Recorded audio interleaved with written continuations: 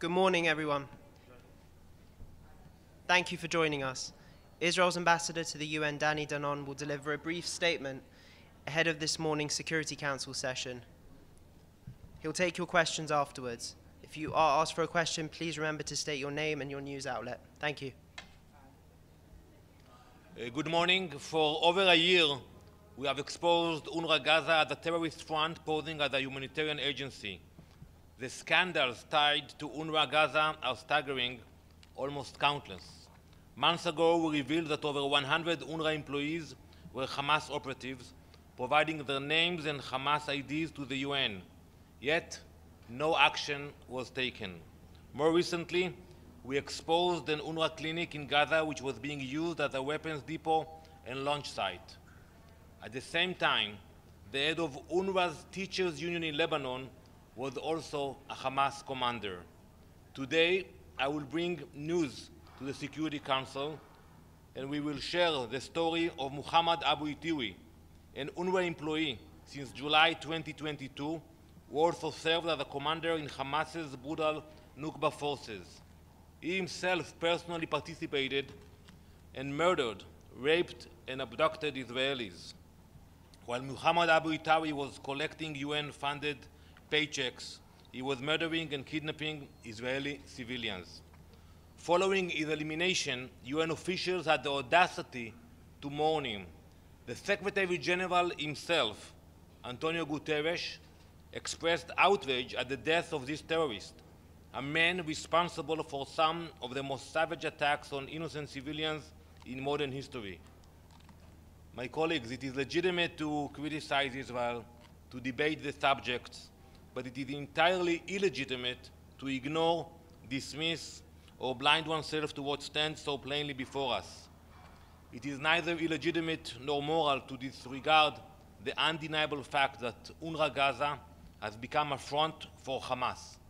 And yet, that is precisely what the Secretary General is doing.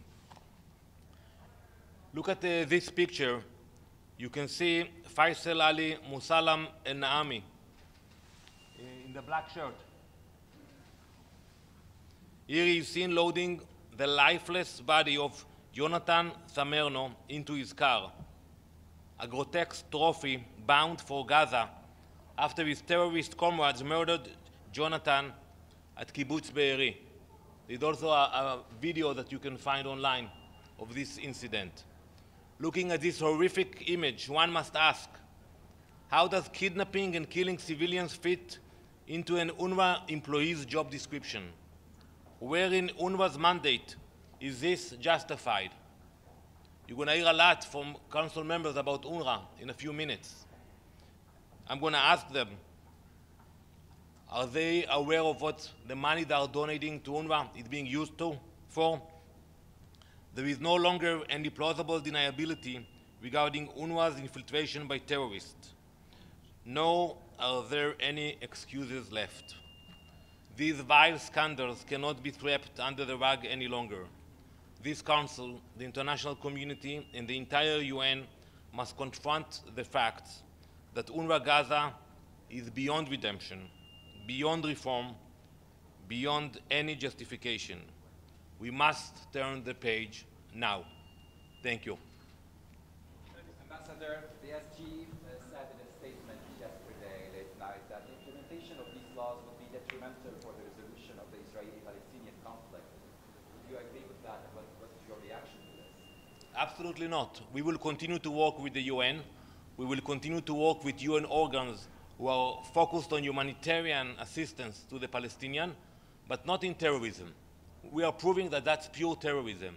You have WHO, UNICEF, World Food Programme, dozens of NGOs that operate today in Gaza. We will continue to work with them, but we will not continue to work with UNRWA after what we just exposed.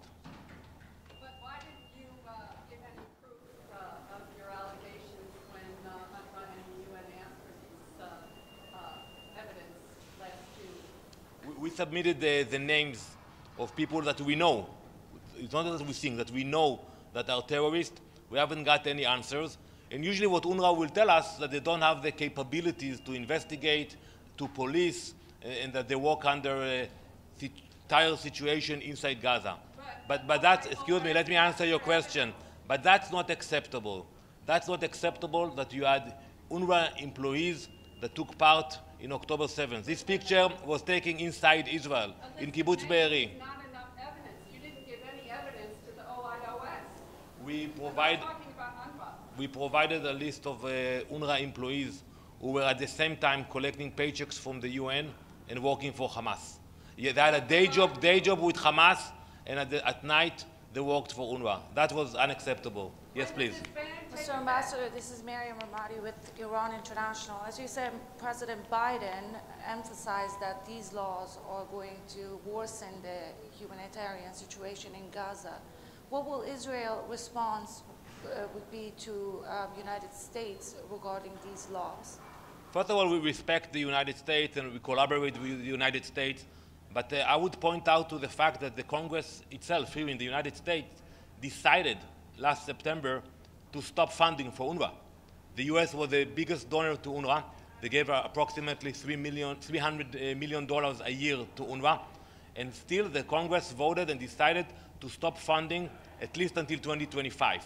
So I think the congressmen who saw the evidence we shared here and other materials were knowledgeable enough to take that action. And I think that if someone wants to support humanitarian efforts in Gaza, he should do it, but he can do it with other organs, not with UNRWA. That will be our recommendation. Thank you very much. What kind of organization would you suggest? So I listed them. WHO, UNICEF, World Food Program. There are dozens of NGOs today that operate in Gaza, and we will continue to collaborate with them. Thank you very much.